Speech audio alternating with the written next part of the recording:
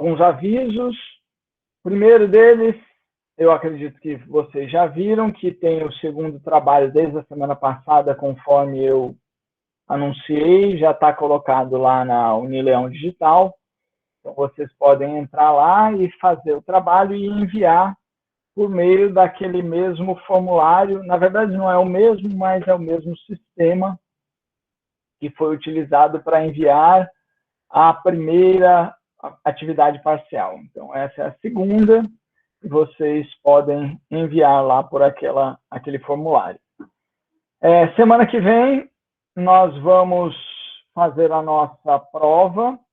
Então, como é que será feito? A prova será aberta no horário da aula e eu estarei disponível para esclarecer alguma dúvida no horário da aula. Então, na aula que vem, eu estarei aqui, mas não terá aula. A prova ela vai ficar aberta por 48 horas. Então, você não é obrigado a fazer a prova na segunda-feira à noite. Mas, na segunda-feira à noite, eu estarei online, estarei ao vivo aqui para, caso você tenha alguma dúvida da prova, você poder entrar e tirar a dúvida. Então, vocês escolhem. A recomendação que eu faço, não só para a prova de psicologia, mas para todas as provas, primeiro, não deixe para fazer na última hora. Se você deixar para fazer para a última hora, você sabe muito bem que pode acabar a energia, pode falhar a internet, pode acontecer um tanto de coisa. Então, você tem 48 horas para fazer, escolha fazer com um tempo que, se por acaso acontece um imprevisto, você ainda tenha tempo de fazer a prova logo depois, ou tomar alguma providência para ir para outro lugar, para ainda dar tempo de fazer a prova. Certo? Alguém quer fazer alguma pergunta a respeito dessas coisas que eu já falei, da atividade parcial ou da prova?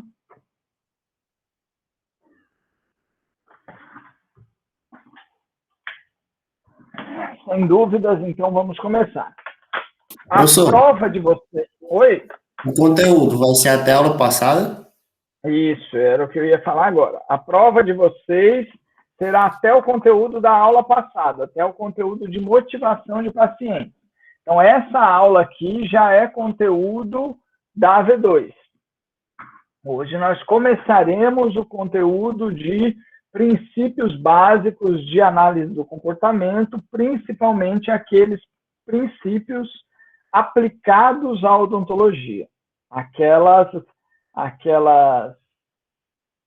conceitos que são, de alguma forma, úteis para a prática odontológica. Certo? Então, para a prova da semana que vem, vocês estudam até a aula de motivação. Eu vou disponibilizar lá na área de vocês um PDF, um arquivo PDF deste livro até o capítulo 5, se eu não me engano, é o PDF, que corresponde aos capítulos que nós vamos ver na disciplina. E eu estou fazendo isso porque, diferente das outras aulas, então, se você pegar, por exemplo, a aula de motivação, a aula de relação profissional-paciente, tem uns textos complementares, mas se você pegar aquela apostila que eu faço, ela tem o slide e já tem um texto que serve como base para o estudo de vocês. No caso da análise do comportamento, não vai ter uma apostila assim, com slide e um texto. O texto, a referência de estudo de vocês para o tema de análise do comportamento é este livro que eu vou disponibilizar pelo Unileão Digital até o capítulo 5 em arquivo PDF. Então, vocês baixem o livro e recomendo que vocês deem uma olhada no livro. Toda a aula que a gente, por exemplo, hoje nós vamos ter uma aula aí de condicionamento respondente. Vamos falar de reflexo. Então, terminou a aula, dá uma olhadinha no que fala a respeito do livro. Por quê? Porque o livro ele é um livro bem sintético, bem objetivo, Um livro que cita vários exemplos e que no final de cada capítulo tem uma tabela em que ele destaca aquilo que é importante você estudar, quais são os conceitos fundamentais. Isso ajuda a fixação do conteúdo. É um conteúdo dentro de uma área que vocês não estão acostumados a estudar. Nós vamos ver muitos termos, muitas palavras que a gente costuma dar um significado para elas e que dentro desse estudo de análise do comportamento, elas têm um significado muito particular para a psicologia.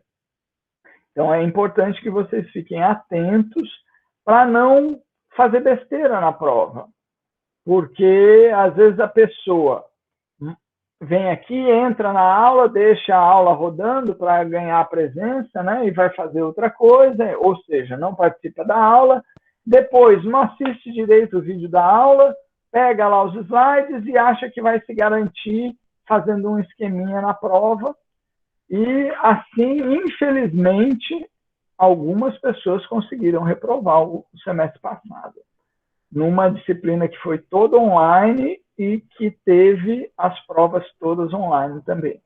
Então, vamos ficar esperto.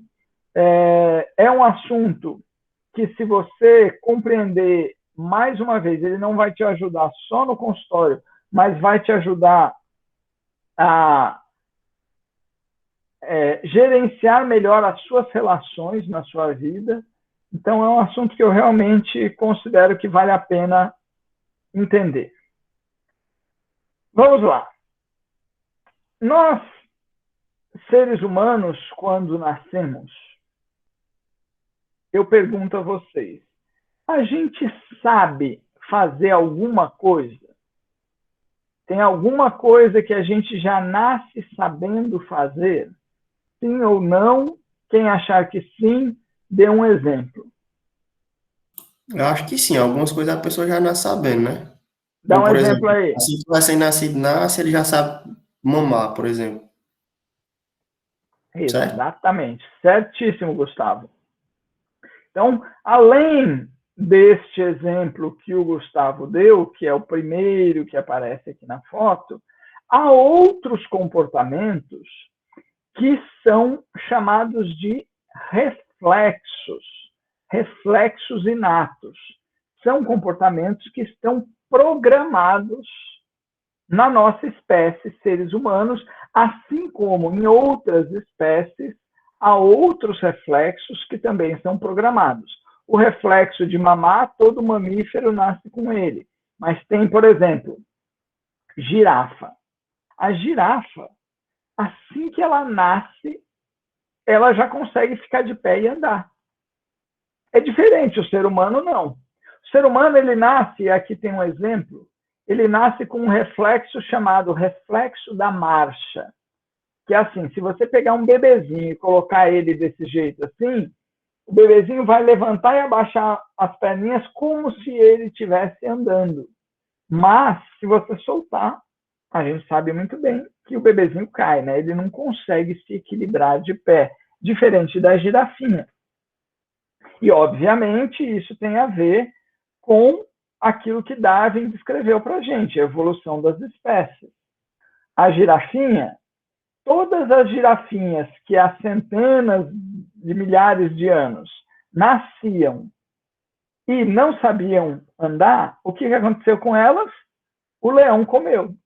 Então, elas não se reproduziram e, ao longo do tempo, as girafas que foram sobrevivendo e transmitindo os seus genes para as próximas gerações eram girafas que tinham na sua programação genética um determinado reflexo, que é nascer e conseguir já ficar de pé e andar. Então, naturalmente, por essa seleção natural, nós temos hoje uma gama de reflexos programados na nossa espécie, que são chamados de reflexos inatos. São reflexos que a gente não precisou aprender. São reflexos que a gente já nasceu com eles. Então, tem outros dois exemplos aqui no slide. Um deles é o reflexo plantar, que se você botar o dedo assim na planta do pé de um bebezinho, ele vai encolher os dedinhos. E a mesma coisa o reflexo palmar. Se você coloca seu dedo ou qualquer outra coisa na mão de um bebê, a tendência é agarrar. Então, são reflexos inatos. São comportamentos que não precisaram ser aprendidos, comportamentos que não precisaram ser condicionados. Vamos entender o que é, de fato, um reflexo.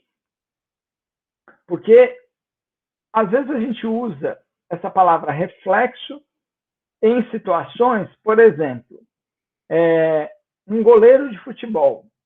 Às vezes, o jogador dá um chute rápido, o goleiro nem vê a bola, mas ele pega num reflexo. As pessoas falam assim, nossa, pegou no reflexo. Esse uso da palavra reflexo não é bem o uso técnico que a gente faz da palavra reflexo na análise do comportamento. Então, eu vou mostrar para vocês agora o que é reflexo. Reflexo é uma relação entre algo que acontece no ambiente e a consequência desse algo no indivíduo. Por exemplo, se você estiver num ambiente escuro, a pupila dos seus olhos estará dilatada. Se, de repente, a gente acende as luzes desse ambiente em que você está no escuro, o que é que vai acontecer? Primeiro, aconteceu uma mudança no ambiente. Essa mudança no ambiente, a gente dá um nome para ela. O nome disso, na análise do comportamento, é estímulo. Olha aí, outra palavrinha que a gente usa de um jeito e para análise do comportamento tem outro significado, estímulo. Às vezes a gente fala assim, eu estou precisando de um estímulo. Como assim? Eu estou precisando de um incentivo, né? Estímulo na análise do comportamento significa toda e qualquer mudança que acontece no ambiente, que acontece fora do indivíduo. Então, quando eu estou no ambiente escuro e acende a luz, de repente, aconteceu um estímulo. Esse estímulo, ele provoca uma contração na pupila, que é uma mudança no indivíduo. Então, eu digo que o estímulo, ele elicia. O verbo eliciar significa provocar automaticamente.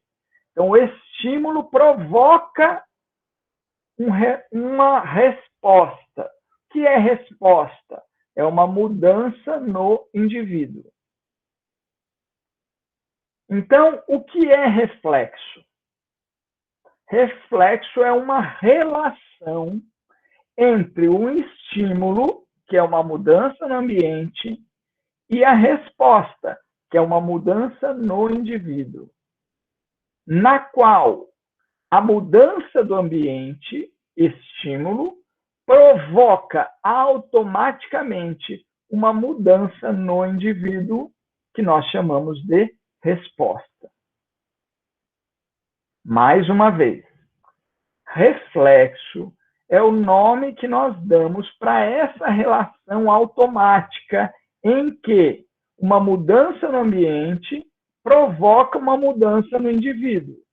Um estímulo provoca uma resposta. Então, isso é reflexo. Até aqui, tudo bem? Então, quando eu... Diga. Só para ver se eu entendi bem. Reflexo é o estímulo que causa a resposta, no caso, né? Reflexo não é...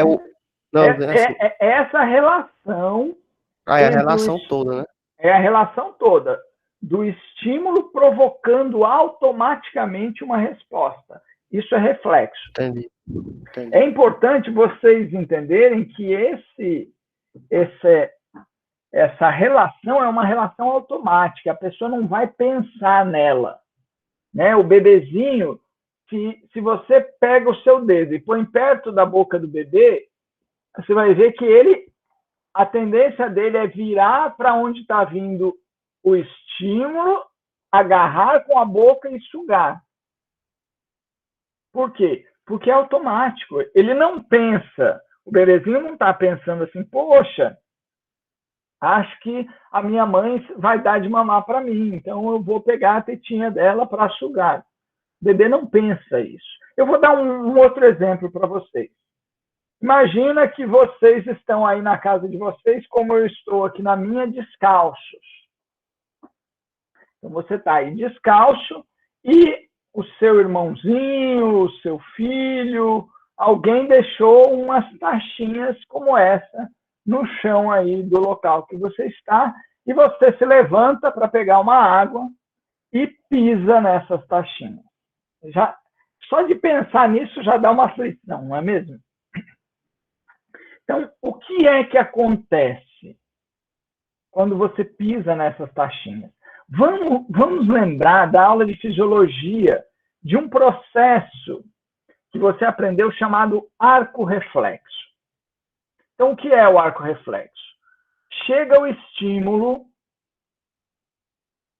por esse neurônio aferente, ele vai lá do local do seu pé, da sua mão, vamos supor que você encosta a mão numa chapa quente, o estímulo vai até a medula, este neurônio vai levar a informação para o córtex cerebral, mas mesmo antes de você sentir, porque a gente só sente a dor quando chega no córtex cerebral. Mas mesmo antes de você sentir a dor, já foi disparada uma resposta muscular por esse neurônio eferente. Então, naturalmente, a hora que você pisar na taxinha, você vai tirar o pé. É um reflexo. Reflexo é uma resposta automática ao estímulo de algo que pode ser ameaçador para a sua integridade física. E assim nós temos uma série de reflexos. Por exemplo, se você estiver aí sentado na sua cadeira, você já viu aqueles, é um negocinho que é tipo um spray assim, que faz uma buzina, parece uma buzina de caminhão. Imagina que você está aí sentadinho na sua cadeira, assistindo a minha aula, belo e tranquilo, e aí chega uma pessoa com uma buzina daquela e buzina aquilo atrás de você. Qual é a sua tendência? É fazer esse movimento aqui, não é? Você vai fazer isso aqui. Por que a gente faz isso? É um reflexo. É um reflexo de defesa. Beleza. Até aqui, eu acho que vocês já conseguiram entender que o reflexo é uma relação em que algo que acontece fora de mim provoca uma resposta em mim, que pode ser só uma palpitação, uma aceleração cardíaca. Pode ser uma contração de pupila. Pode ser uma descarga de adrenalina. Pode ser uma série de coisas. Então, reflexo é isso. Eu possuo alguns reflexos que são chamados reflexos inatos, e eu possuo alguns reflexos agora, né, depois que eu já vivi algum tempo, eu possuo alguns reflexos que são chamados reflexos aprendidos. E é esse que interessa para a gente. A gente vai aprender hoje um processo chamado condicionamento respondente. E ele é fundamental para nós entendermos uma série de coisas que acontecem no consultório odontológico e na nossa vida, com a gente mesmo e com as pessoas que nos rodeiam.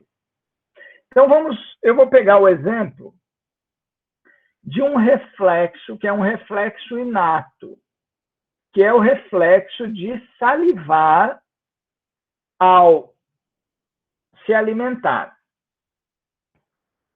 E eu vou pegar um cachorro para falar desse reflexo para vocês.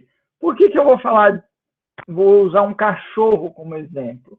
Porque eu vou falar para vocês do experimento que descobriu o reflexo aprendido, que é um experimento feito por esse senhorzinho simpático aí, chamado Ivan Pavlov, que é um médico fisiologista russo.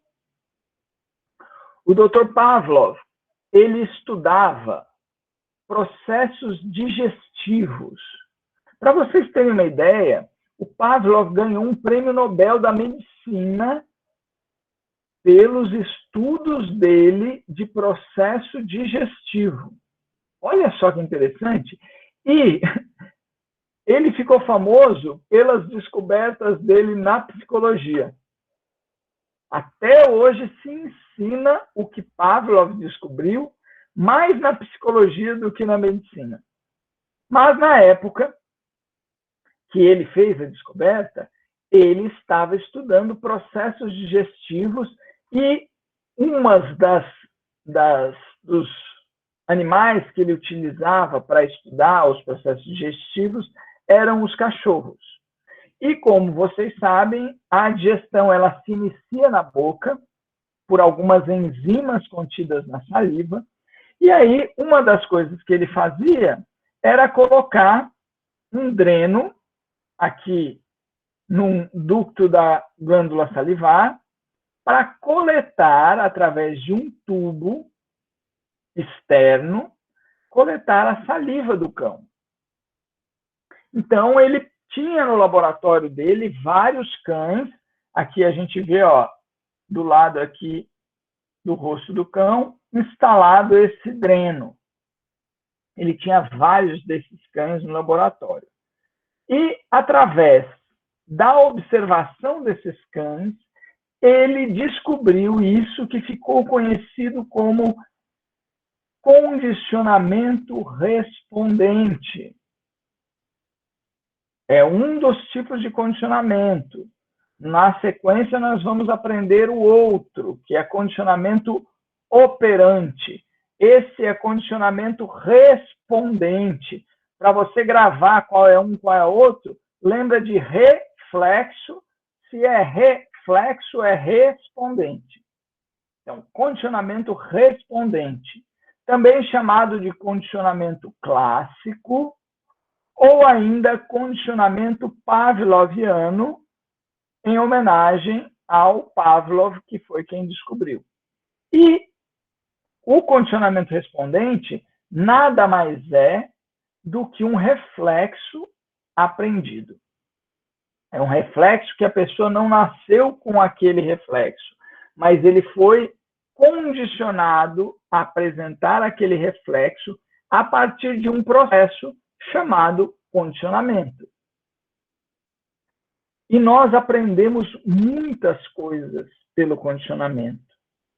Mas vocês nem imaginam o número de coisas que você faz, praticamente tudo na sua vida que você faz por conta de condicionamento. Então vamos ver como é que funciona o condicionamento. O condicionamento funciona da seguinte forma. Você já tem um reflexo que já existe. No caso, a gente vai usar o reflexo de salivar ao se alimentar. E você vai fazer essa resposta de salivar começar a acontecer em outro contexto. Como assim? Vamos começar a dar nome às coisas. Então, imagina aí o nosso cachorrinho e nós vamos imaginar um estímulo, que é tocar um sino. Tocar um sino provoca algum reflexo inato na salivação dos cachorros? O cachorro, quando ouve um sino, ele começa a salivar automaticamente, porque todos os cachorros fazem isso?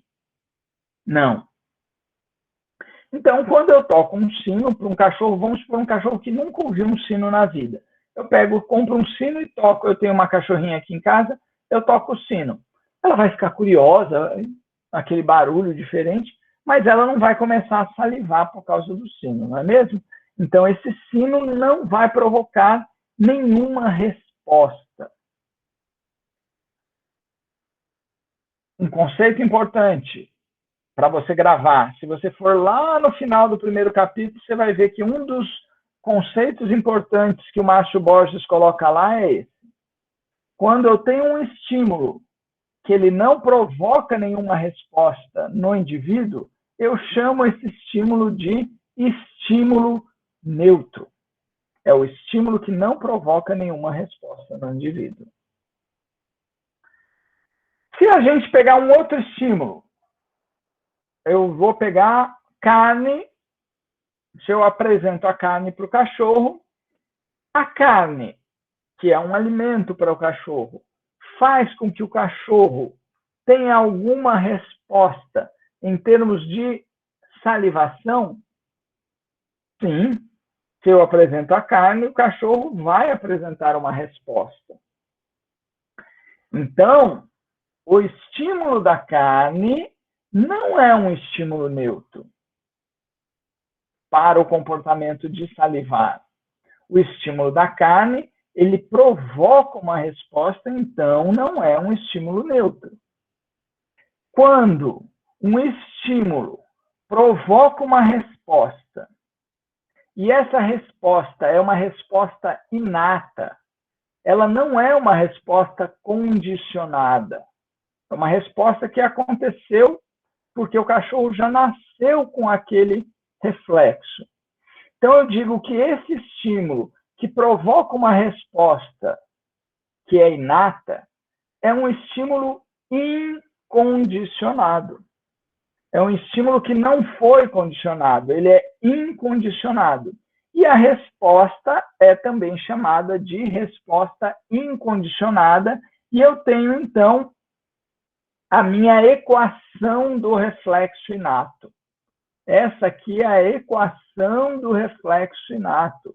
O estímulo incondicionado provoca, elicia uma resposta incondicionada.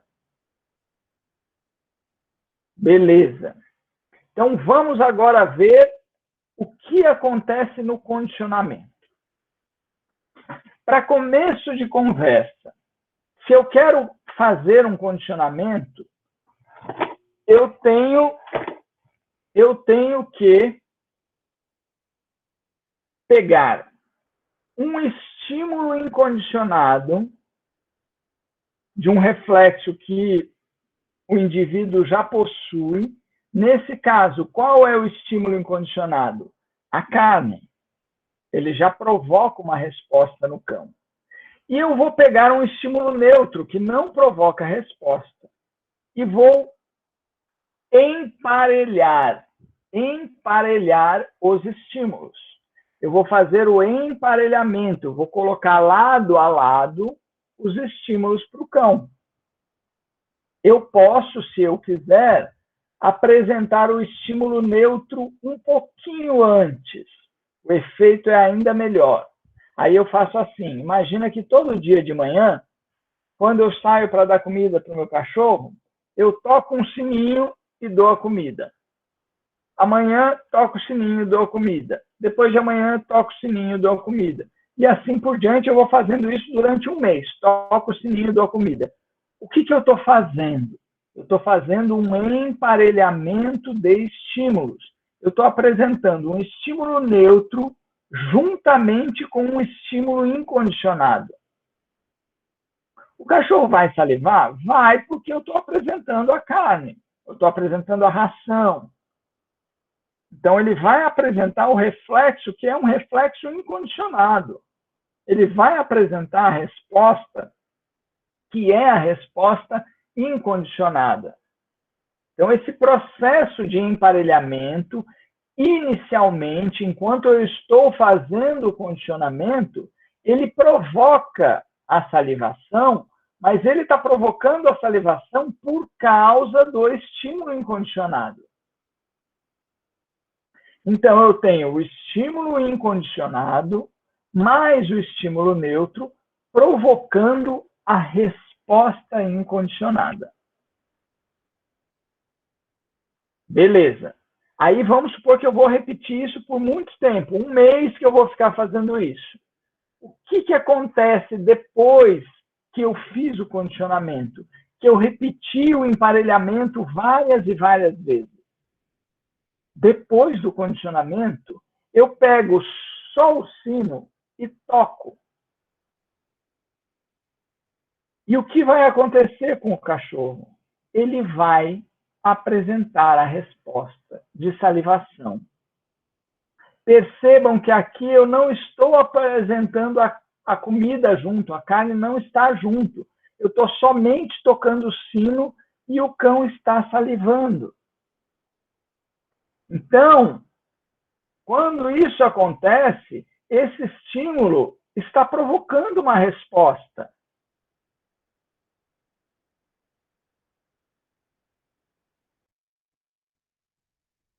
E essa resposta não é uma resposta inata. Ela é uma resposta que precisou de um processo de aprendizagem para ela. Então, eu digo que, a partir de agora, esse é um estímulo condicionado e esta é uma resposta condicionada. Então, o estímulo condicionado vai provocar a resposta condicionada.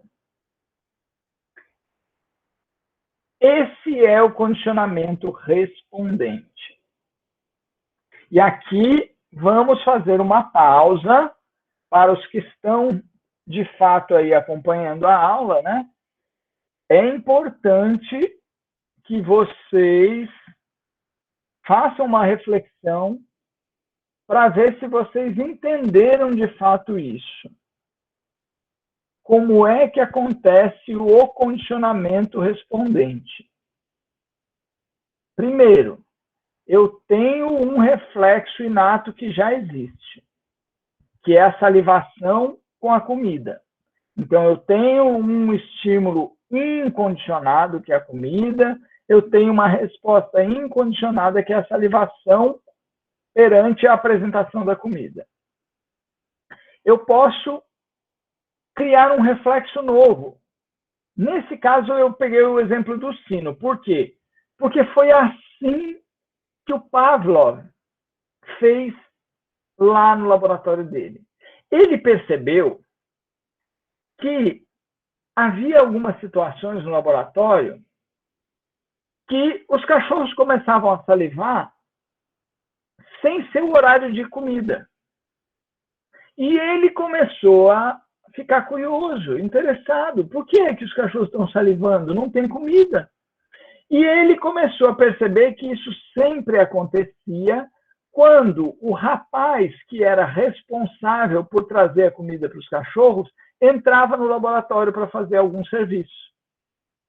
Aí os cachorros viam o rapaz e começavam a salivar.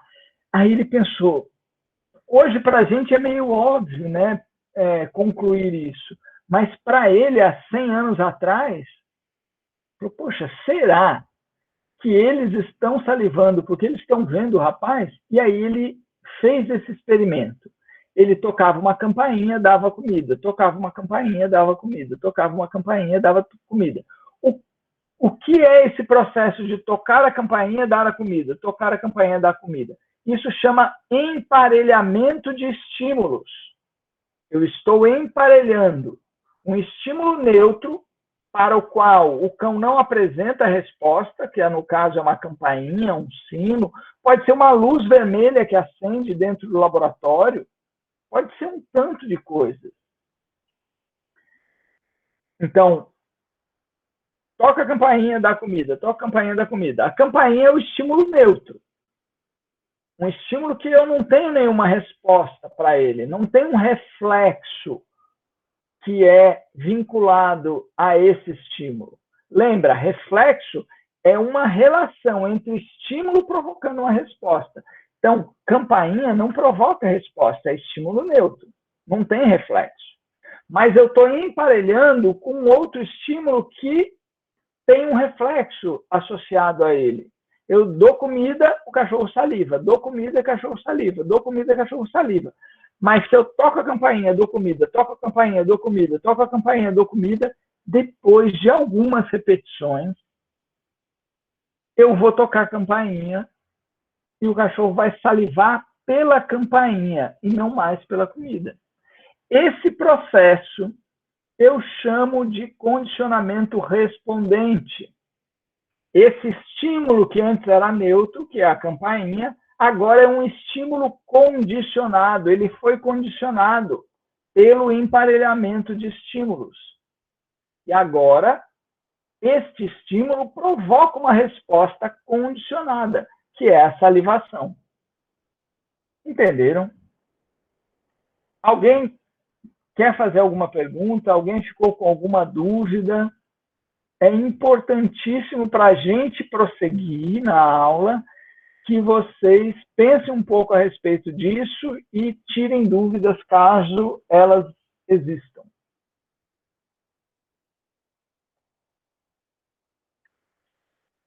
Ô povo inteligente, diga. No caso, a gente só faz o condicionamento a partir desse estímulo incondicionante, né? Somente a partir dessa associação. Incondicionado. Você tem que ter um reflexo inato para ser a base do condicionamento. Você não faz... Para você fazer o condicionamento, você tem que ter um reflexo que aconteça. Pode ser outro tipo de reflexo. Pode ser outro tipo de reflexo. Vamos supor que você... eu vou dar um exemplo aqui. Durante a Segunda Guerra, haviam países, haviam lugares em que haviam avisos de bombardeio e que as pessoas precisavam ir para abrigos para se abrigar das bombas que jogavam sobre as cidades. Então, e parte dos avisos eram algumas luzes que piscavam.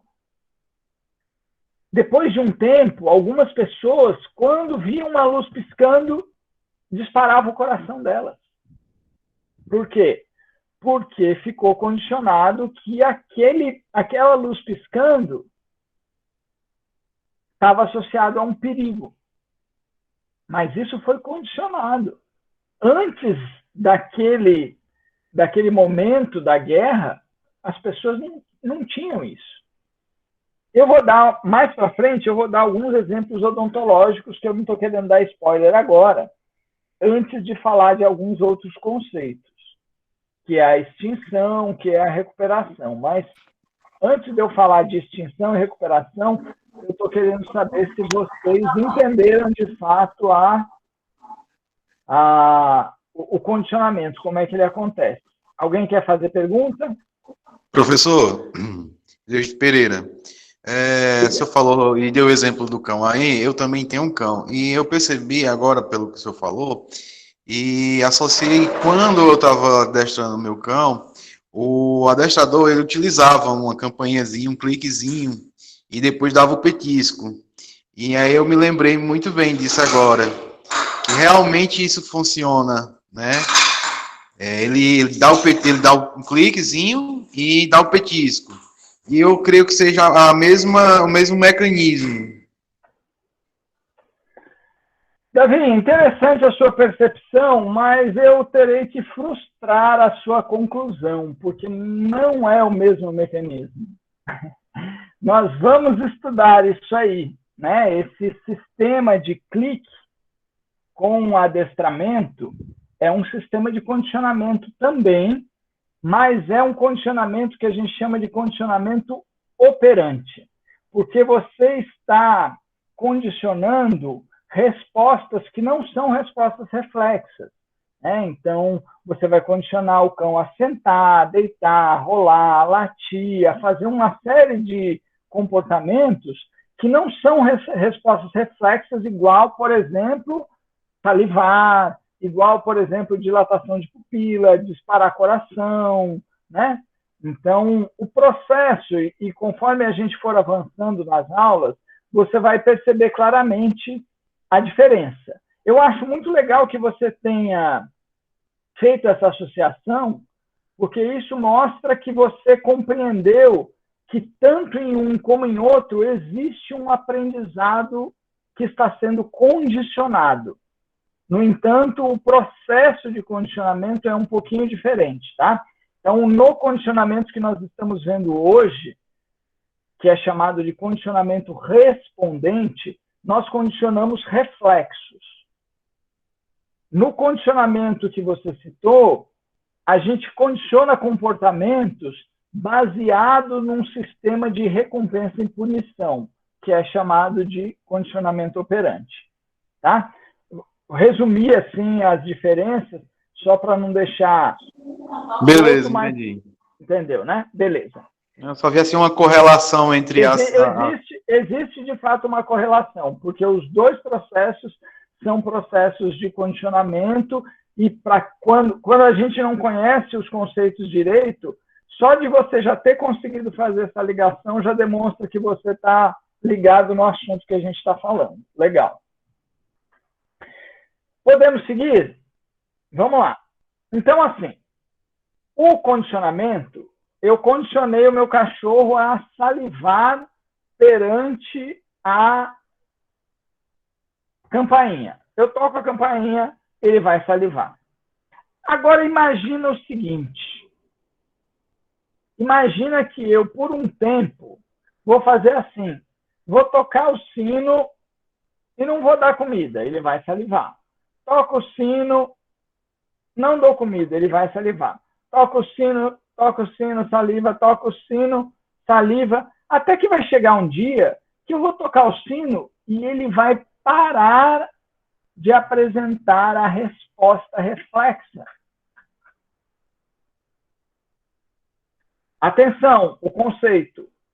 Depois que eu vou repetir muitas vezes o estímulo condicionado sem fazer o emparelhamento com o estímulo incondicionado, se eu repito muitas vezes somente o estímulo condicionado, depois de um certo tempo, o estímulo condicionado volta a ser um estímulo neutro. Então, extinção respondente é o processo pelo qual, após repetidas exposições ao estímulo condicionado, sem haver o emparelhamento, o estímulo condicionado volta a ser um estímulo neutro. É como se não tivesse mais condicionamento. Aconteceu a extinção respondente. Por que extinção respondente? Porque, nesse caso, o condicionamento que foi usado foi um condicionamento respondente. Nós vamos ver que também existe extinção no condicionamento operante, que naturalmente chama extinção operante. Então, se eu estou falando de extinção respondente, o que deve acontecer na cabeça de vocês? Vocês devem estar pensando assim, bom, se é respondente, é condicionamento de reflexo que, depois de várias repetições, que foi apresentado aquele estímulo condicionado sem fazer emparelhamento, ele voltou a ser um estímulo neutro. Digamos assim, acabou o condicionamento. Esse acabou está entre aspas, porque não é bem assim. Nós vamos ver no próximo slide que eu posso ter um processo que volta ao condicionamento. Mas antes eu quero que vocês entendam que existe a extinção. E é importante isso para nós, porque quando a gente estiver falando de manejo do paciente odontológico, a extinção é nossa aliada. A extinção respondente, eu compreender o que é extinção e que ela acontece, eu saber que acontece extinção no condicionamento respondente, é uma ferramenta que eu tenho de trabalho para manejo do paciente no consultório odontológico. Mas eu tenho que entender. Então, primeiro, eu tenho que entender o que é reflexo, que é essa relação entre estímulo e resposta. Eu tenho que entender que existe reflexo inato, mas que tem também o reflexo aprendido, que é o condicionamento respondente, que foi descoberto por Pavlov. O que é o condicionamento respondente? É quando eu pego um reflexo que já existe, que eu tenho lá um estímulo incondicionado, que provoca uma resposta incondicionada, e daí eu vou fazer um emparelhamento. Vou pegar um estímulo neutro, aquele que eu quiser usar, e vou apresentar várias vezes junto com o estímulo condicionado. Igual eu fiz com o sino e o alimento. Quando eu faço isso repetidas vezes, o animal ou a pessoa fica condicionada a apresentar a resposta reflexa, que passa, então, a ser chamada de resposta condicionada, porque ela dependeu de um aprendizado, ela dependeu de um condicionamento. Então, eu tenho o estímulo que era neutro, passa a ser chamado estímulo condicionado, e ele provoca uma resposta condicionada. Se eu, dali para frente, parar de fazer o emparelhamento, não fizer mais, e ficar usando só o estímulo condicionado, igual o slide que vocês estão vendo, depois de um tempo, acontece a extinção respondente. O indivíduo para de apresentar a resposta. Quando ele para de apresentar a resposta, o estímulo que não provoca a resposta chama como? Estímulo neutro. Então, a extinção respondente é o processo pelo qual, após repetidas exposições do indivíduo somente ao estímulo condicionado, ele deixa de apresentar a resposta. Então, o estímulo condicionado passa a ser novamente um estímulo neutro. Dúvidas dessa explicação? Professor, no caso, se eu quisesse voltar para o estímulo condicionado, o processo seria o mesmo ou seria mais rápido ou mais demorado? Boa pergunta. Então, vamos lá. Pode acontecer, Gustavo, um processo que a gente chama de recuperação espontânea. O que é a recuperação espontânea? Imagina, então, que, primeiro, eu condicionei um reflexo, tá? Eu fiz o sino começar a provocar salivação. Então, já estava condicionado. Aí eu fiquei tocando só o sino e entrou em extinção. Ou seja, eu toco o sino, o cão não vai salivar mais. Toco o sino, não vai salivar, toco o sino, não vai salivar, toco o sino, não vai salivar, até que chega um dia que do nada, sem eu precisar fazer nada, eu toco o sino e o cachorro vai salivar de novo. Esse é um fenômeno que eu chamo de recuperação espontânea. Por que é espontânea? Porque ela não dependeu de um novo emparelhamento, que foi o exemplo que você deu, tá, Gustavo? Eu chego lá na sua pergunta. Mas vamos entender a recuperação espontânea, que é algo que acontece, como o próprio nome diz, espontaneamente. Depois de haver extinção respondente, e é importante, se um dia eu perguntar na prova, a recuperação espontânea é o fenômeno que acontece depois de ter havido a extinção de um condicionamento respondente, quando o estímulo neutro volta a provocar a resposta, volta a ser um estímulo condicionado. Quando isso acontece, essa recuperação, ela tem algumas características.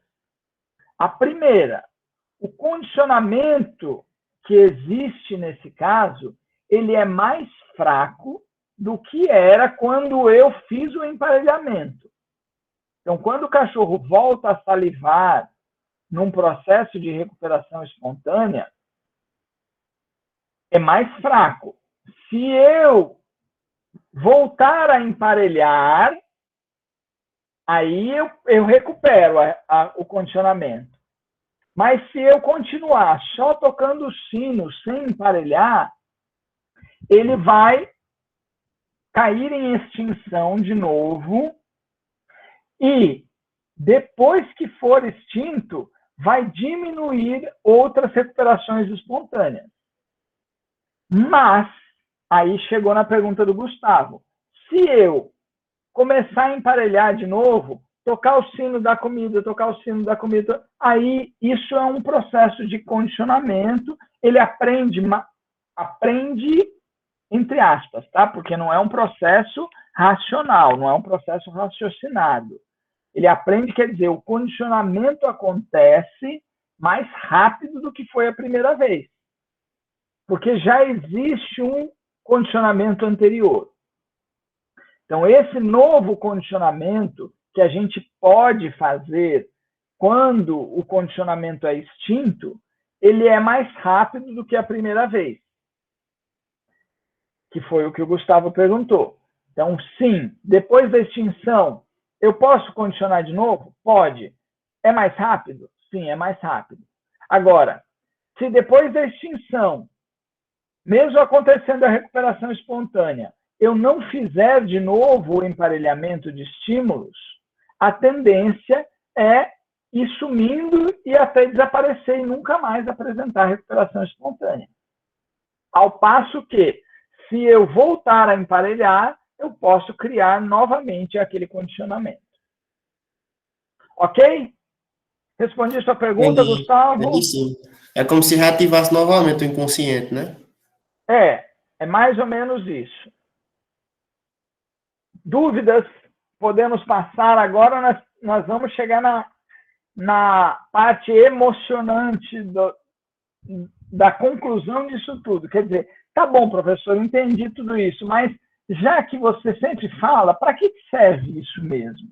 Né? Onde é que isso daí se aplica na odontologia? Então, vamos lá. Vamos ver como é que o condicionamento se aplica às emoções.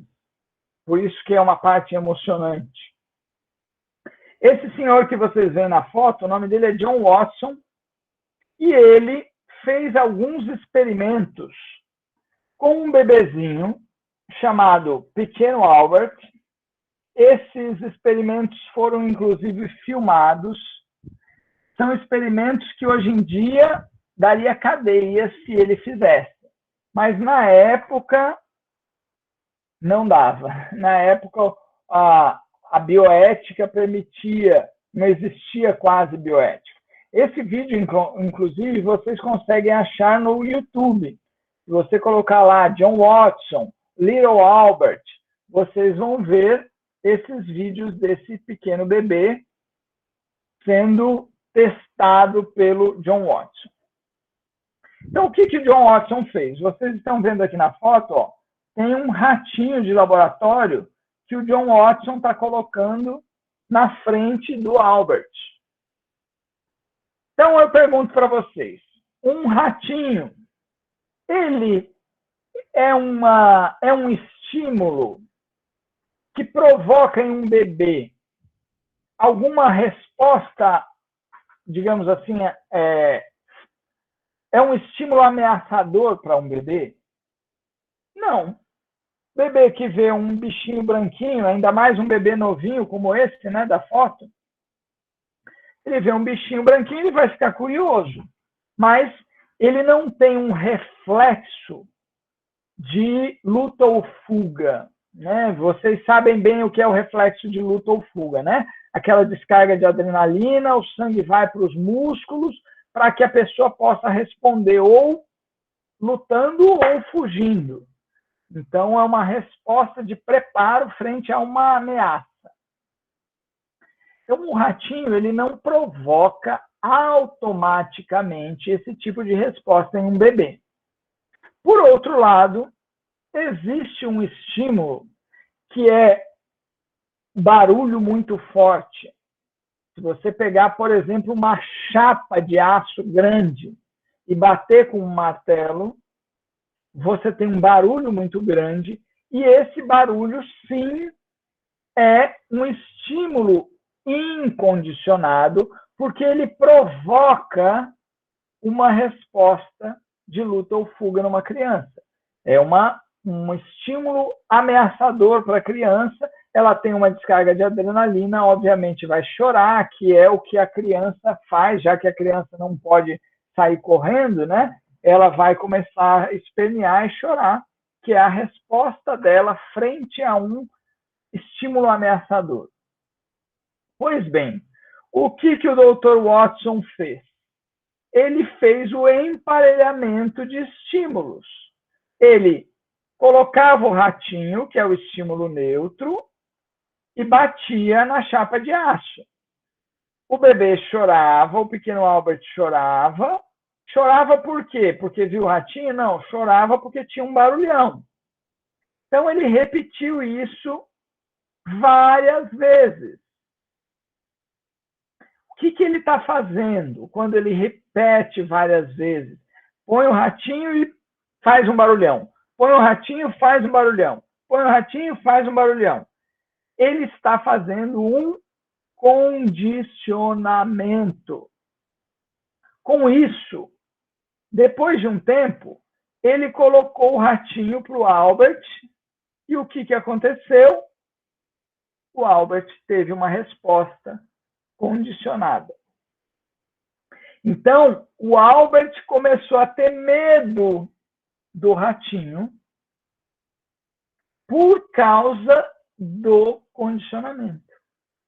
Ele tinha uma resposta, que era uma resposta fisiológica, um reflexo, perante um estímulo que antes era neutro, mas que, depois do emparelhamento, com um estímulo que era incondicionado, que era o barulho, o Albert começou a ter medo do ratinho.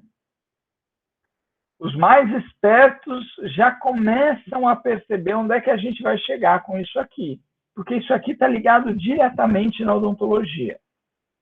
Mas antes da gente chegar na odontologia, eu preciso explicar para vocês um processo chamado de generalização. Porque o que foi que o doutor Watson fez? Ele começou a ver como é que o Albert respondia a outros estímulos. Aí ele pegou um coelhinho branco, que não é um rato, mas se parece um pouco com o rato, né? Digamos assim, é branco, é peludinho. O que o Albert fez? O Albert chorou também. Aí ele pegou e colocou uma barba branca, uma barba postiça nele mesmo, como se fosse uma barba de Papai Noel. O que aconteceu? O Albert chorou. Então, ele deu o nome disso de generalização, porque ele entendeu que o que o Albert fez foi generalizar o estímulo. Ele já estava apresentando aquela resposta reflexa a estímulos que não eram os estímulos que tinham participado do condicionamento, que era o ratinho. Ele estava apresentando aquela resposta frente a estímulos parecidos, de certa forma, com o ratinho. Então, ele falou, então, além de eu conseguir condicionar o medo, esse medo pode ser generalizado e a pessoa ficar com medo de outras coisas que são parecidas com o que eu condicionei. E pode ser mais parecido ou menos parecido. O coelho é mais parecido com o rato. Uma barba branca, convenhamos que não é tão parecido assim, né? E aí ele criou o que a gente chama de gradiente de generalização. Gradiente é qual é o grau? Gradiente, qual o grau? É mais parecido ou menos parecido? Imagina aí uma pessoa que foi atacada por um Rottweiler, que é esse cachorro que vocês estão vendo aí na foto. Uma pessoa que é atacada por um Rottweiler, provavelmente, se ela encontrar um Rottweiler na rua, ela vai na hora ter uma resposta de medo. Reflexo condicionado de medo. Até aí, ela foi condicionada ela sofreu um ataque de Rottweiler. Mas o que acontece? Às vezes, a pessoa começa a ter medo de Doberman, começa a ter medo de pastor alemão, começa a ter medo de poodle. Qualquer cachorrinho, às vezes, a pessoa tem medo. Então, ela foi atacada por um tipo, que é o Rottweiler. Mas ela generalizou. Então, ela pode ter feito uma generalização pequena, no caso do Doberman para o Rottweiler, são cachorros de porte parecido, um é um pouco mais magrinho, né? Mas as cores são parecidas. Ela pode generalizar um pouco mais, então uma generalização maior para um pastor alemão, que é um cão de guarda também, apesar de ser bem diferente. Mas ela pode generalizar para cachorros que não tem nada a ver. São cachorros, às vezes, amistosos e a pessoa fica com medo. Talvez alguns de vocês, ou talvez pessoas que vocês conheçam, tenham esse tipo de medo generalizado. A pessoa teve um condicionamento com uma determinada situação e depois começa a ter medo de outras coisas que, teoricamente, a pessoa não deveria ter, mas ela generalizou aquele medo. E aí, finalmente, a gente chega no condicionamento respondente na odontologia. Porque é o seguinte, se nós pensarmos aí, vamos usar como exemplo o nosso motor de alta rotação, baixa rotação. Se você chegar para um indivíduo que nunca viu um dentista, uma alta rotação, chegar na sala da sua casa assim, e mostrar uma alta rotação para uma pessoa que nunca viu, provoca uma reação da pessoa, ai, que medo, disparou meu coração. Não, né? Então, o alta rotação não é um estímulo incondicionado.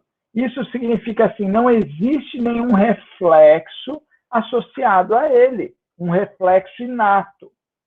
A pessoa não tem medo de alta rotação desde que ela nasceu. Ela não nasceu programada para ter medo de alta rotação, certo? Acredito que todos estamos de acordo nisso, né? Mas o que acontece com algumas pessoas? Algumas pessoas precisam ir fazer tratamento odontológico e, em algumas situações, acontece o emparelhamento de estímulos. Durante o procedimento odontológico, a pessoa tem associado o som, o funcionamento do alta rotação com dor, com sofrimento. Dor e sofrimento são estímulos incondicionados. Então, o que está acontecendo? Emparelhamento. Dor, sofrimento com alta rotação. Dor, sofrimento com dentista. Dor, sofrimento, dentista. Dor, sofrimento, dentista. Então, o que acontece? Essa pessoa, quando ela precisa ir ao dentista, ou quando ela se depara com o dentista, que ela está lá no consultório, ela vai apresentar automaticamente. Automaticamente, é uma resposta fisiológica do corpo dela. Ela vai apresentar uma resposta de medo. Porque aquilo foi condicionado por condicionamento respondente, emparelhamento de estímulos. A pessoa vivenciou situações de desconforto, de dor, de sofrimento no consultório odontológico. Então, nós podemos, conhecendo essa explicação que eu acabei de dar, e que aqui eu quero abrir um parênteses para vocês, porque existem outros fatores que podem provocar medo de dentista que não seja condicionamento, tá? Pode ter. Então, o condicionamento respondente, eu não sei se vocês se lembram, mas na primeira aula, quando a gente falou de questões de medo e tal, teve alguns colegas que falaram assim, a pessoa tem um trauma de dentista. Essa palavra, ela está mal empregada nesse contexto, tá? Trauma de dentista. Na verdade, o que acontece de fato é que a pessoa passou por situações condicionantes. Ela viveu situações ruins no consultório odontológico e isso condicionou um reflexo nela. Condicionou um reflexo emocional, no caso. E aí nós precisamos entender que essa é uma possibilidade e aprender como é que a gente pode lidar com isso. Tem algumas técnicas que a gente pode usar para lidar com o paciente cuja causa, cuja etiologia do medo é o condicionamento respondente. Nem todos. Nós vamos mais para o final do semestre aprender os outros fatores etiológicos, como é que a gente percebe se houve condicionamento, se não houve. Por exemplo, vou fazer uma pergunta aqui para ver se vocês estão ligados aí nos conceitos que a gente está trabalhando na aula. É possível, presta atenção na pergunta, é possível uma pessoa, uma criança, por exemplo, nunca foi no dentista, e ela chega no dentista, nunca foi no dentista, e ela chega no dentista com medo, e esse medo ser provocado por condicionamento respondente, sim ou não? De novo, vou repetir a pergunta. É possível uma criança que nunca foi ao dentista chegar no consultório odontológico a primeira vez, com medo de dentista, e esse medo ter sido causado por condicionamento respondente, sim ou não? Sim. Me explique, porque o condicionamento... Um exemplo, a criança, ela nunca foi no dentista, mas ela costuma tomar vacina, e sempre quando ela vai tomar vacina, é uma pessoa com jaleco branco que está lá, e vacinando, ela morre com medo de vacina. Ela chega no consultório do dentista, vê o dentista com jaleco branco. Ela automaticamente pode ficar com medo, não por causa do dentista. Como é que chama isso?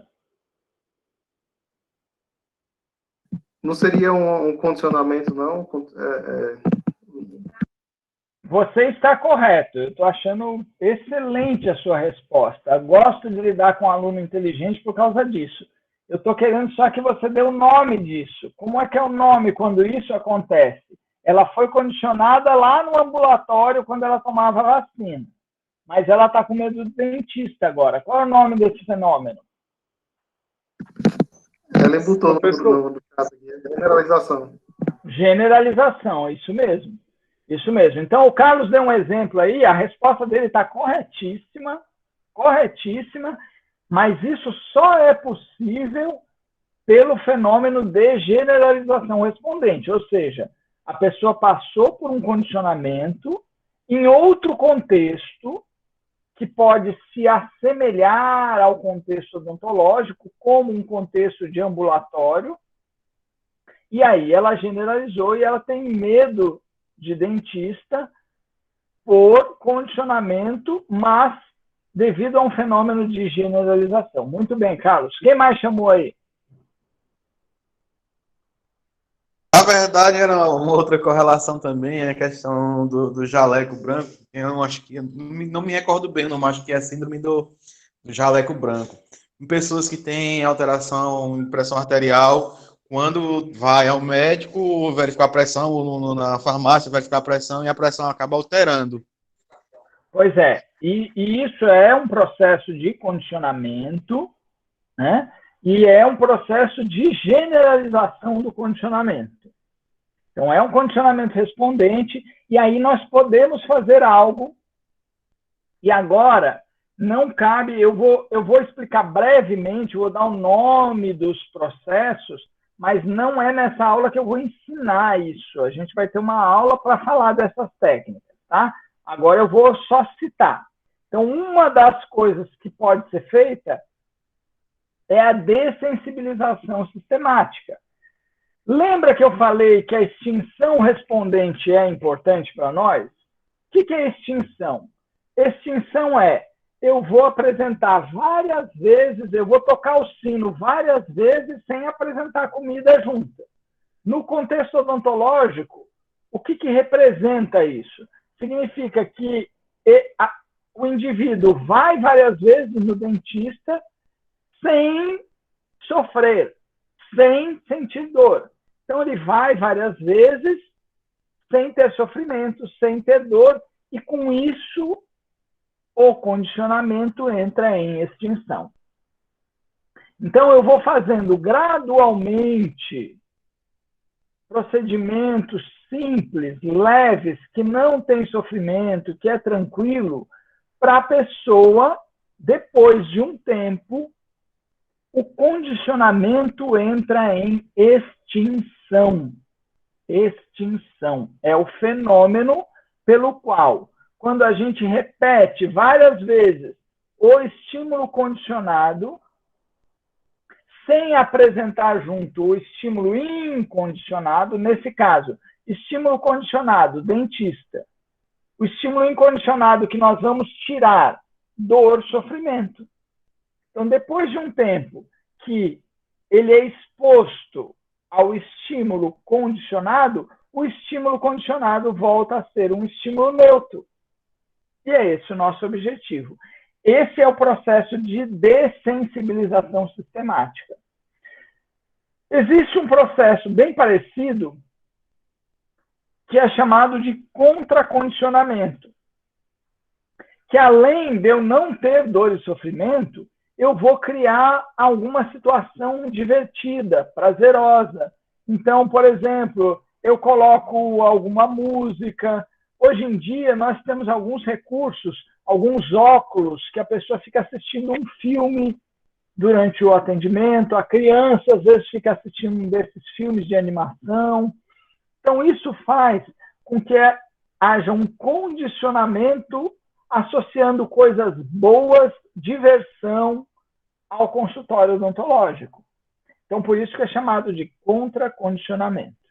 Vocês veem, nós tivemos uma aula, que foi essa, de condicionamento respondente, e nessa aula nós aprendemos um dos fatores etiológicos mais importantes do medo de dentista, e já dá só com o conhecimento que tem nessa aula, e é por isso que é importante vocês fazerem uma revisão durante a semana para fixar esses conceitos de reflexo.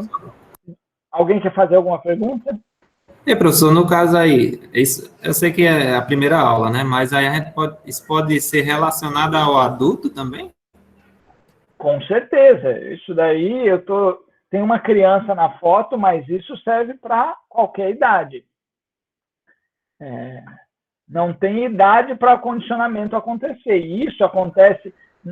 Por exemplo, eu tenho uma amiga que uma vez sofreu um acidente de carro, ela estava dirigindo, nunca mais ela dirigiu. Porque ela senta no lugar do motorista e ela começa a se tremer toda. Então, isso, por exemplo, pessoa que é assaltada na rua, depois quando anda numa rua escura, começa a disparar o coração. Tem uma série de situações que nós vemos que as pessoas sofrem com elas e que são por conta de condicionamento. E aí, como eu disse, independe da idade. E olha só, tem alguns condicionamentos que, para eles acontecerem, eu preciso repetir várias e várias vezes. Mas tem condicionamento que é algo tão forte, tão ameaçador, que uma vez só que acontece, já fica condicionado.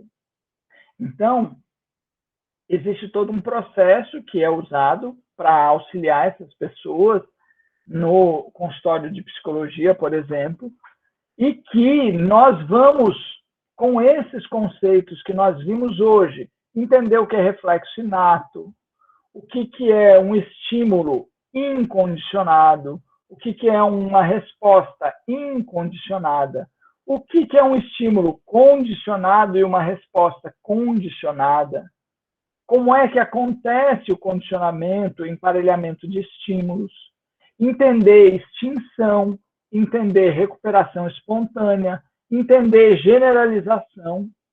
Se a gente compreender bem esses conceitos, a gente tem a possibilidade de auxiliar os nossos pacientes de uma forma muito simples, mas que depende de compreensão da teoria que está por trás desse processo. Não adianta você decorar uma técnica se você não compreender e não for capaz de fazer o que é o nome dessa matéria que a gente está estudando, que é análise do comportamento. Se você não tem bem fundamentado em você o conceito teórico, você não consegue fazer a análise do comportamento. Não é só fazer uma receitinha, uma técnica, uma magiquinha que você ajuda o paciente. Você tem que conhecer a teoria para saber fazer a análise do comportamento e escolher a melhor estratégia. Beleza? Porque no final o que a gente quer é isso aqui. A gente quer o nosso paciente satisfeito, feliz no consultório. É isso, pô.